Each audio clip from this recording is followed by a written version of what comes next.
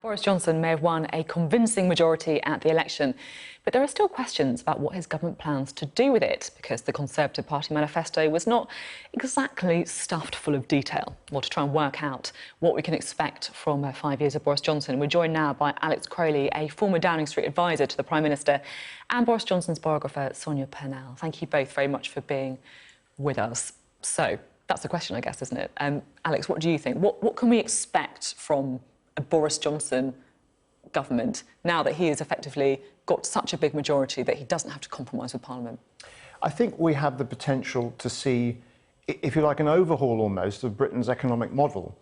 You referenced the manifesto being, in your words, light on detail. I actually don't think it was that light on detail.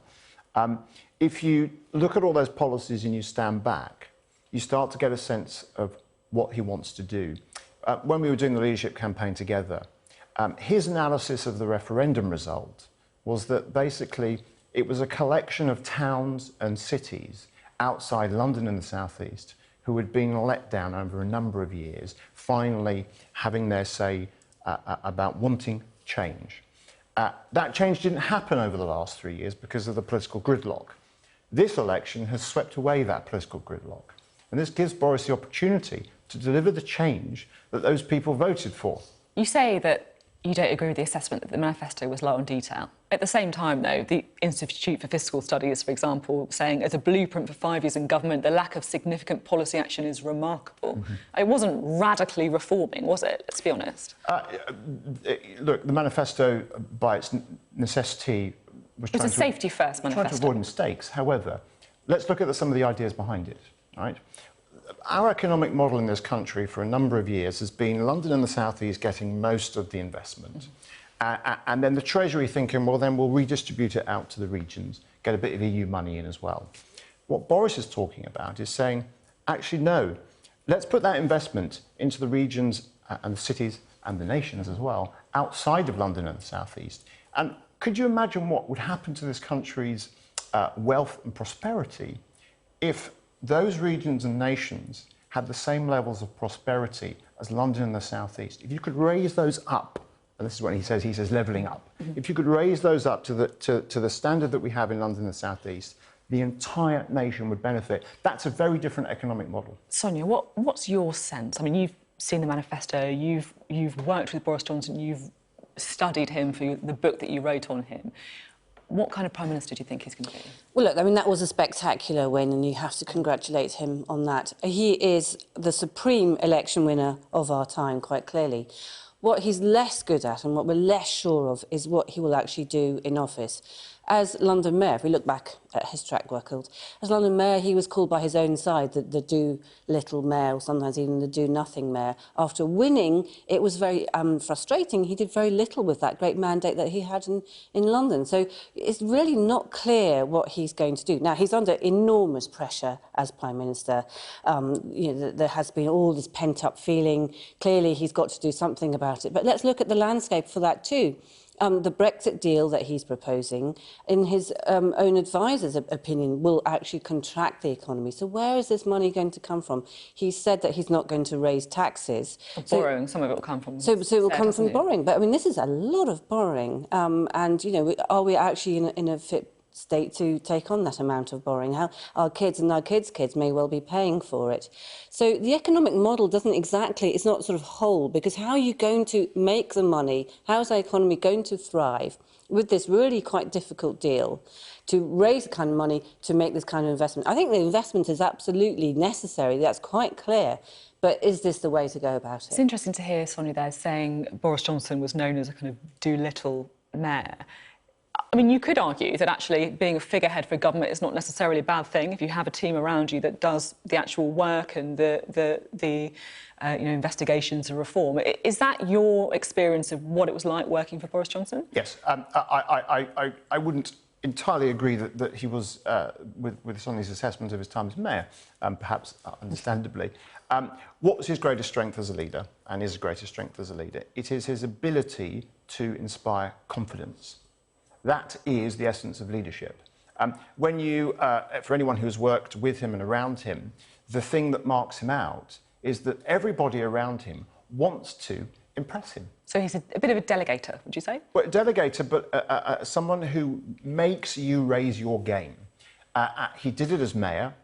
He restored confidence in London. Don't forget, when he took over as mayor, London and the rest of the country was coming through the financial crisis. And although London suffered comparatively less than other parts of the country, it still had its problems. He restored confidence. His team around him wanted to do better.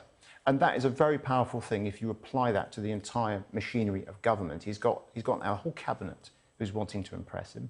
Other people wanting to come into a cabinet and deliver for him. He's got the NHS and the leaders of the NHS. They want to deliver for him. That is a very, very powerful thing, and that should not be underestimated.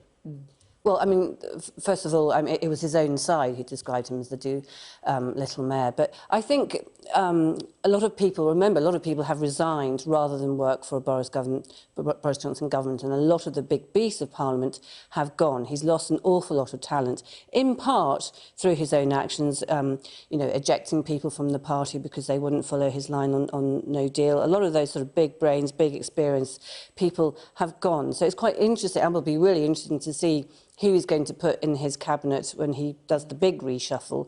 I'm not sure who's left with that great track record, that great brain, that experience of how to pull the levers of government, actually how to make things happen, because that's not easy. It takes a while to learn how to do. The other thing that really does worry me, and I've worked with him myself, obviously, I was his deputy way back in the 1990s, we were reporting on the EU together. What really worries me, and what I really hope now changes, and he can do this if he wants to, is to stop being that secretive person, to stop being that person who won't brook any opposition, who won't brook any scrutiny. Now we do need to see him take on the really tough interviews. We need to get him to start also to respecting Parliament. He's got this big majority, but he needs to take much more notice of what Parliament says. We now hear that he wants to tinker with the Constitution, perhaps curtail the powers of the Supreme Court. We also hear that he wants to get rid of some civil servants and bring in external advisers instead. We hear that he wants to remove the licence fee from the BBC and perhaps come down hard on Channel 4 as well. These are all very worrying things. Why is he scared? Why is he not allowing proper scrutiny of what he's doing? Do you think Boris Johnson's somebody who is perhaps trying to rein in the power of Parliament and putting it back into number 10? And is that a concern? Things will change. This was an election about change. What's going to change? He's been very clear in his manifesto about what he wants to do. You referenced the Constitution. Actually, I think the proposals in there were quite sensible, that he wants to look at how the relationship between Parliament and the courts is going to work in the future. Yes, you can say, well, that may be a risk to the Supreme Court. I don't think anyone's talking about that. I think we should be able to pull that quote up, I'm hoping. Okay. Here we go. Yeah, there we go. Page 48 of the Conservative Manifesto. Yeah. After Brexit, we also need to look at the broader aspects of our Constitution, the relationship between the government, Parliament and the courts. Yeah. I mean, some people will look at that and be concerned. Yeah, but look, so I think what that's referencing is you had a situation where the Supreme Court made a very politically contentious decision. We won't rehearse the legalities of it. Now, if you're going to get into a situation where the courts are increasingly getting involved in political matters, then you do have to ask, where does the accountability lie? And the proposal in the manifesto is saying, well, let's look at that. Let's have a debate about that. Let's ask where the boundaries should lie. I don't think that's talking about anything too drastic. Just because we haven't got too much time left, it feels like people are trying to work out which Boris Johnson they're going to get as Prime Minister. Is it going to be the Boris Johnson that someone like Matt Hancock wants to see, the One Nation Boris Johnson? Is it going to be the person who the European Research Group want to see, the more right-wing, the Brexiteer Prime Minister? Which Boris Johnson do you think we're going to get? He's going to portray someone, isn't he? I mean, he can't keep all of those people happy. I think his instincts actually are probably more One Nation, but he will go for whatever suits him and whatever will keep him in power. And I think you're more likely to see the Boris Johnson that you've seen of recent times, again repeating, refusing to apologise for the fact that he called women wearing the niqab, bank robbers, and he talked about EU citizens being outraged at the way that they treated this country as if it's their own. That is not a One Nation Tory, and I suspect that is the Boris Johnson that we will have. Very quick thought. What do you think? Are you going to get the Boris that people voted for, someone who's going to champion the regions and the nations outside London? He's going to be tough on crime. He's going to get us out of Europe. OK. Thank you very much. We're out of time. Thank you both very much for your analysis.